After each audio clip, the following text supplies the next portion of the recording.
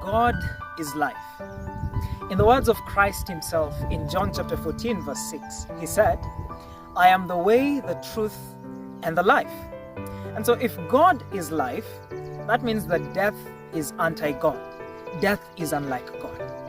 And that is why in the first place we read of death in the Bible, which is Genesis chapter 2 verse 16 and 17, the Bible tells us that, and the Lord God commanded the man, saying, of every tree of the garden thou mayest freely eat, but of the tree of the knowledge of good and evil thou shalt not eat of it.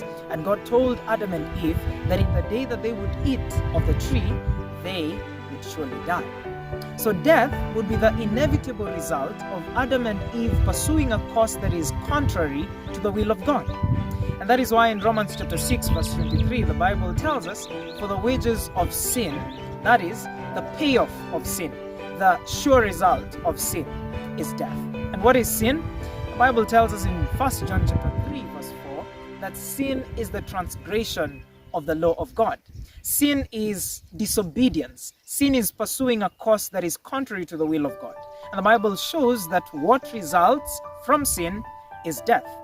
But how many people today are living a life of sin, a life of disobedience? They have entirely disconnected themselves from God, and yet they are living.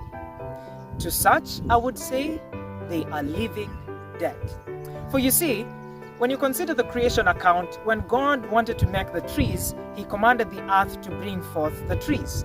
When God wanted to make the sea creatures like the fish, he commanded the sea to bring forth the sea living creatures.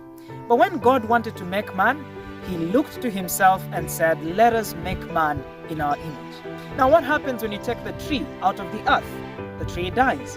What happens when you take the fish out of the sea? The fish dies. And in the very same way, whenever man disconnects himself from God, whenever man lives a life of sin, whenever man disobeys God, though he may be living, he is dead. And so I encourage you today to live a life of obedience. For all who live connected to God, even though they die, their life is hid with Christ on high. My admonition to you today is that you may live a life of obedience, that you may live while living.